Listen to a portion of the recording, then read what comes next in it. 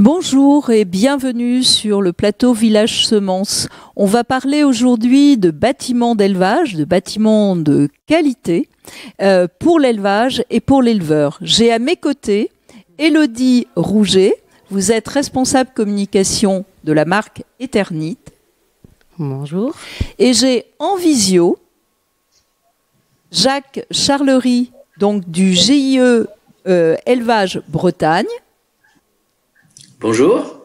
Et Bertrand Fagot de l'Institut de l'élevage. Bonjour. Alors, merci beaucoup, messieurs. Merci, madame. J'avais envie de vous poser une première question qui était, et je m'adresse à vous, Élodie, quelles sont les missions de votre entreprise par rapport à l'élevage et par rapport au bâtiment, justement ?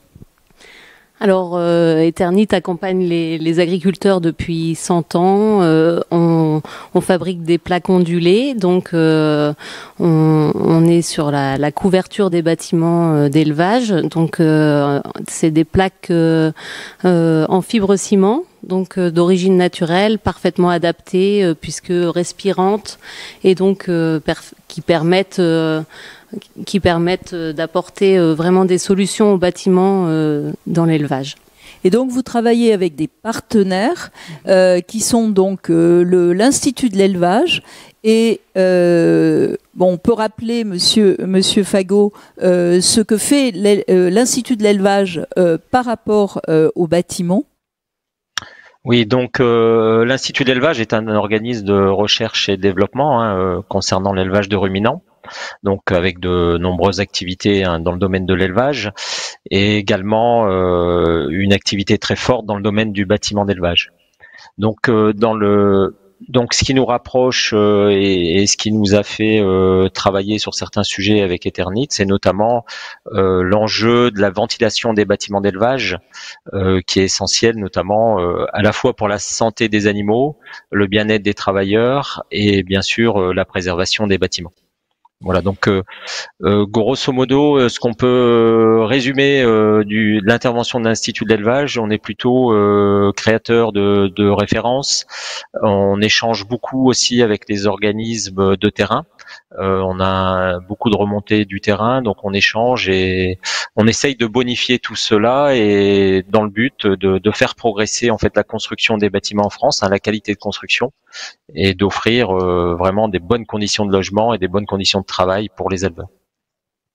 Monsieur Charlery, au niveau du GIE Élevage Bretagne, quelles sont vos missions autour du bâtiment d'élevage, justement ? Nous avons un rôle de développement grâce notamment aux références de l'Institut de l'élevage. En fait, la mission au GIE Élevage de Bretagne, c'est l'animation du comité régional bâtiment, qui est une instance qui a à peu près 25 ans et qui anime le réseau des concepteurs et des constructeurs de bâtiments d'élevage ruminant sur la région Bretagne. Et de ce fait, nous avons un rôle à la fois d'accompagnement de ces opérateurs de terrain, à la fois en leur proposant des outils, des méthodes, on leur propose un cahier des charges pour qu'ils réalisent correctement leurs prestations. Et du coup, derrière, on les forme, on produit nous-mêmes des références. On bénéficie de ce réseau pour faire remonter les informations et derrière, on communique auprès des éleveurs porteurs de projets pour qu'ils s'adressent à ces opérateurs. Et avec Eternit, bien sûr, Eternit est un partenaire important, notamment des charpentiers de notre réseau, mais aussi parce qu'il propose un matériau qui est un des matériaux principaux qu'on met sur nos bâtiments d'élevage. Et donc, quand nous abordons les questions de ventilation et de confort et même les notions de technique constructive et de construction des bâtiments. Ils sont un partenaire parmi les autres. Alors justement, quels sont les facteurs clés de succès d'un bâtiment d'élevage de qualité? Monsieur Fagot, voulez-vous commencer? Oui, donc le bâtiment, il concentre de multiples enjeux, hein. Il y a bien sûr, on a parlé du bien-être de l'éleveur, du confort de travail et puis de la santé de l'animal. Voilà, il y a aussi d'autres enjeux, hein, l'environnement, l'esthétique, hein, du bâtiment.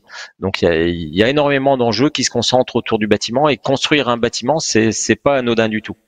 Donc pour réussir cela, il faut vraiment et c'est ce qu'on a en France, et ce que beaucoup de pays nous envient, c'est un réseau local en fait implanté dans la région, dans les différents organismes, et Jacques l'expliquera bien, qui peuvent conseiller les agriculteurs sur leurs projets et de façon indépendante. Et donc c'est vraiment la force de ce réseau-là qui bénéficie des connaissances qu'on mutualise au niveau national et des échanges permanents qui permettent vraiment après d'apporter un conseil vraiment très important au niveau du terrain. Monsieur Charléry, je crois que vous êtes l'un des premiers réseaux, si ce n'est le premier réseau, justement en bâtiment d'élevage, à avoir accompagné les... Pas tout à fait. Oui, le premier réseau, c'est le réseau des conseillers bâtiments au niveau national, le réseau des conseillers bâtiments dans les chambres d'agriculture essentiellement. Mais il se trouve qu'en Bretagne, le conseil bâtiment est essentiellement apporté par d'autres organismes, les laiteries, les coopératives, les conseils en élevage et un certain nombre de bureaux d'études privés. Et c'est vrai que, compte tenu de l'importance de l'élevage sur notre région, le nombre de bâtiments vaches laitières construits par an en Bretagne, c'est plus de 400 bâtiments qui sont construits tous les ans. C'est 35 conseillers bâtiments. Donc effectivement, nous avons été obligés de nous organiser en réseau pour bénéficier de la synergie que ça peut procurer pour la qualité des prestations qui sont apportées aux éleveurs. On a parlé des facteurs clés de succès, Monsieur Charléry, mais il y a sans doute des points de vigilance qui sont particulièrement importants en termes de bâtiment. Alors, il y a beaucoup de vigilance dans la conception d'un bâtiment. Le premier point de vigilance, c'est de ne pas mettre en péril les capacités, l'économie de l'exploitation. Et ce point de vigilance, il est le point de départ. Et c'est ce que nous essayons de faire passer aussi bien auprès des conseillers qu'auprès des éleveurs, l'importance de l'étude technico-économique préalable à l'investissement pour préserver le revenu. Les autres points de vigilance, évidemment, sont relatifs à la santé des hommes et des animaux. Le bâtiment est un outil de travail, donc évidemment, à l'intérieur de ce bâtiment, on va trouver l'homme au travail et l'animal en production.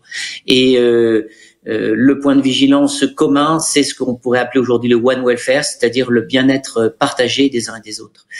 Et enfin, le dernier point de vigilance, ça va être bien sûr l'adéquation de ce bâtiment avec ces grands enjeux qui sont bien sûr, on a parlé du bien-être, mais des enjeux environnementaux, des enjeux de pérennité, des enjeux d'éco-construction, d'économie d'énergie, de production de gaz à effet de serre, voilà.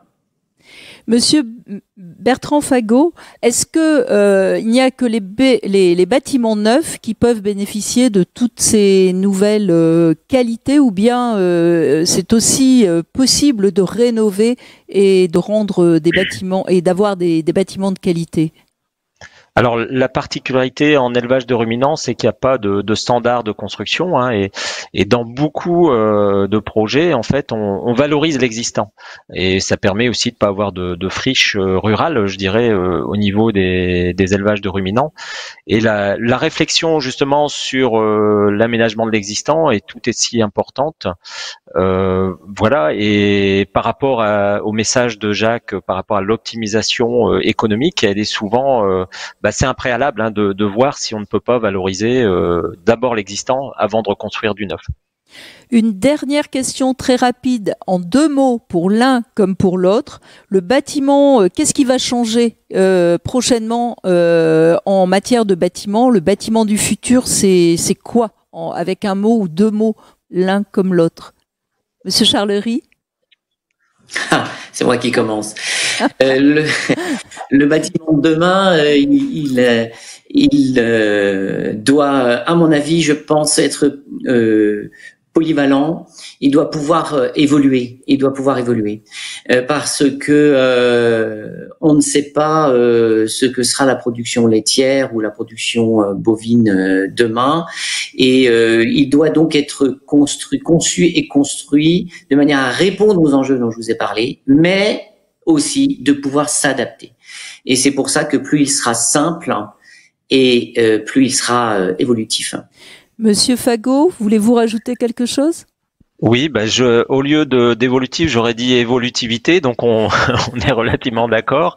On l'a dit, hein, le confort pour tous, hein, pour les animaux et pour l'homme, pour que ce soit durable. Et puis cette notion un peu d'évolutivité, mais aussi d'agilité, de pouvoir faire évoluer en effet facilement les bâtiments dans le temps. Et l'évolutivité, elle est souvent essentielle, puisqu'on ne peut pas reconstruire une ferme complète d'une journée à l'autre.